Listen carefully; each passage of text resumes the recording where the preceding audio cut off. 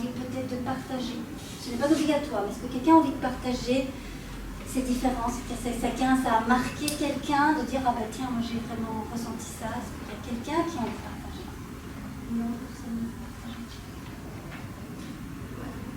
Moi, ce qui me marque, c'est qu'en fonction de notre état d'esprit et de nos ressentis, les gens autour de nous, c'est totalement l'inverse, à la limite non, à l'inverse. Plus on est bien et mieux on ressent les autres autour de nous. Exactement. Donc c'est pour ça qu'il est important de vous connecter à cet espace-ci. C'est là que vous allez voir votre vision des autres va changer. Mais pas que votre vision des autres. Ici, pour reconnaître vos états, je voudrais quand même que vous pouvez, si vous voulez prendre vos téléphones, parce que je ne vais pas passer beaucoup de temps dessus, vous avez 3 critères pour reconnaître vos états, qui va vous permettre de l'identifier, dans quoi vous êtes le plus souvent. Ce sont les émotions. Quel type d'émotion j'ai là dans les manières? Est-ce que c'est de la colère, de la tristesse? La tristesse vous allez vouloir vous réfugier quand vous êtes en colère, vous êtes plutôt dans l'actisme, dans l'action. Quand vous êtes bien avec vous-même, vous ressentez de la joie, vous ressentez de l'amour. Quand vous êtes dans ces émotions de sympathique et de dorsale, vous êtes en général dans le stress. Je pourrais vous faire une conférence complète sur le stress. C'est là où vous sécrétez de l'adrénaline et le cortisol. L'adrénaline et le cortisol, ce sont vraiment les 2 hormones à éviter, les 2 hormones qui vont créer de l'inflammation, qui vont vous donner les maladies. C'est moi, j'ai énormément sécrété de stress, mais c'était un stress de quoi? Dans cet état-là, moi, me paralysait. J'étais dans l'incapacité de bouger. Alors que ici, quand vous êtes dans un stress, c'est un stress qui vous active. Je ne peux pas me permettre d'arrêter. Si j'arrête, qu'est-ce qui va arriver? Voilà, c'est la même chose. Ici, vos pensées, vos croyances. Si vous ne trouvez pas l'émotion, vos comportements, toujours dans l'effort, dans l'urgence. Ici, c'est plutôt la procrastination, le repli sur soi. Et vos sensations physiques vont changer également en fonction de l'état dans lequel vous êtes. Alors, il n'y a pas que ça. C'est clair que là, vous ressentez ce qui se passe. Mais il y a aussi quelque chose d'autre qui va changer quand vous êtes dans un état de survie longue. Et quelle est votre vision du monde en fonction de votre état? En fonction de votre état, vous pouvez avoir ce type de vision-là. Guerre, massacre, peur, violence. Quand vous êtes bien, vous pouvez peut-être avoir ce genre d'image-là du monde. C'est pas plus joyeux, plus gai d'avoir ce type de vision du monde que celle où on est toujours en guerre.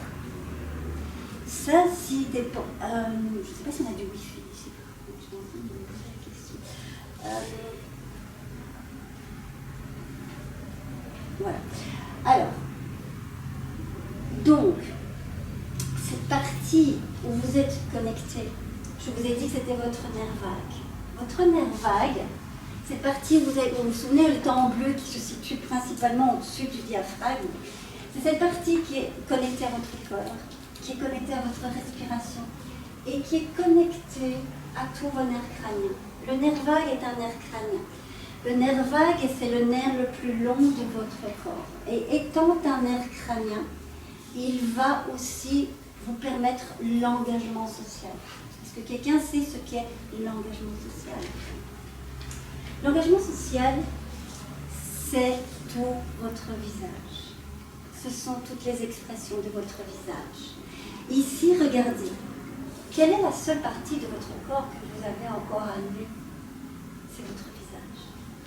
En fonction de ce que vous voulez paraître, vous allez vous habiller. Moi, je ne m'habille pas chez moi comme je m'habille ici maintenant devant vous. J'ai envie de faire une bonne impression. J'ai envie de porter des couleurs, vous montrer que je suis contente d'être là avec vous, donc je porte des couleurs. Si je portais du noir, quelle est l'impression que je vous donnerais?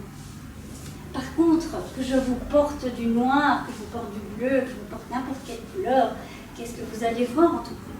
Mon visage. Si je vous ai un visage charmant,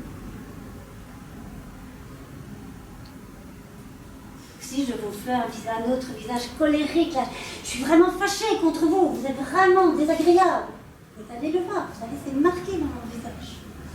Eh bien, tout ça, c'est votre nerf vague, c'est lui qui va vous permettre de vous engager avec les autres. Mais pas seulement.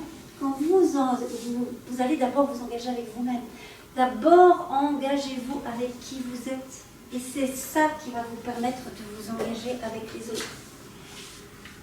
Qu'est-ce que vous voyez dans ce regard? Stupéfaction. Stupéfaction. Qu'est-ce que vous voyez dans celui-ci? La douceur. Exactement.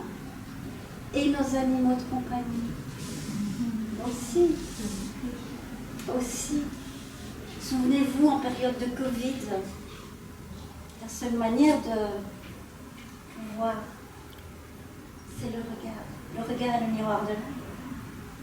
Donc c'est là, il y a beaucoup d'expressions dans le visage. Donc vous pouvez vous mettre tous les vêtements que vous voulez.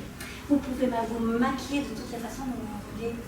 Vous saurez toujours dans le talent que vous êtes. C'est indiqué sur votre visage. Alors là, je pense que je n'ai pas de Wi-Fi ici. Je n'en sais rien. Mais j'aurais bien voulu, mais c'est pas grave, je ne sais pas vous la montrer. Donc, eh bien, quand vous écoutez ce qui se passe dans votre corps, alors vous améliorez votre résilience au stress. Vous évitez ce fameux burn-out qui fait peur à tout le monde. Pourtant, le burn-out, c'est la manière dont votre corps vous protège la plus gentille. Il pourrait, quand vous tombez vraiment, il faut savoir que votre corps a des ressources limitées. Il y a un plafond de ressources. Quand vous êtes arrivé à ce plafond, votre stress est tellement grand, vos journées sont tellement stressantes, et ce n'est pas qu'une journée, ce sont toutes vos journées qui sont stressantes. Eh bien, il y a un moment où vous avez épuisé toutes les ressources de votre corps. Qu'est-ce qui se passe à ce moment-là? Et votre corps, pour vous protéger, va gentiment vous mettre en burn-out. Ça, c'est dans le meilleur des cas. Dans le pire des cas, tumeur, cancer, crise cardiaque, je vous en passe, des douleurs chroniques, etc. Et dans le pire des cas, qu'est-ce qui se passe? Eh bien, vous retrouvez ces super. Voilà, donc il est très important de prendre soin de soi. Quand vous êtes bien, vous libérez ces hormones de l'attachement, de l'amour, que sont l'ocytocine, la dopamine et l'endorphine. Ce sont, à l'inverse du cortisol et de l'adrénaline, des hormones qui vont vous maintenir en vie. Vous diminuez l'inflammation de votre corps, vous améliorez mais aussi votre réponse immunitaire, vous diminuez les risques d'AVC et surtout, vous améliorez aussi votre capacité à demander de l'aide. C'est à ce moment-là que vous vous engagez essentiellement. Vous pouvez non seulement demander de l'aide, mais vous pouvez aussi accepter le recevoir. Quelqu'un qui est complètement dans la dépression a du mal à demander de l'aide. Quelqu'un qui va vraiment mal, en général, ne voit pas non plus les personnes qui veulent les aider. C'était comme ça que j'étais avant. Je ne voyais rien. Je n'étais incapable de demander de l'aide. Il a fallu que je parte, on va dire, ok, il y a peut-être quelque chose d'autre qui peut m'aider. C'est à ce moment-là que j'ai pu aussi demander de l'aide. J'en étais absolument incapable avant. Donc, personne n'échappe à son système nerveux. Et non. Donc, qu'est-ce qui se passe? Votre nerf vague, c'est aussi le nerf qui va ramener toutes les informations à votre cerveau. À partir du moment où vous êtes bien dans votre corps, eh bien, ça va aussi améliorer vos pensées.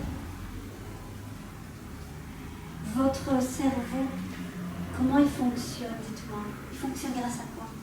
Il fonctionne grâce à de l'oxygène. D'où vient l'oxygène de votre corps? Votre cerveau est la seule partie de votre corps que vous ne pouvez pas remplacer. Votre bras qui coupe, on vous met quelque chose. Votre cerveau, vous ne pouvez pas le remplacer. Votre cerveau, vous ne pouvez pas le maintenir en vie de manière artificielle. Votre cerveau est uniquement là pour soutenir votre corps. C'est pas lui le moteur. Votre moteur est là. Votre cerveau est incapable de fonctionner sans votre corps. Donc, vous pouvez, si vous turbinez ici, revenir à votre corps. C'est là que se trouve la solution. Alors,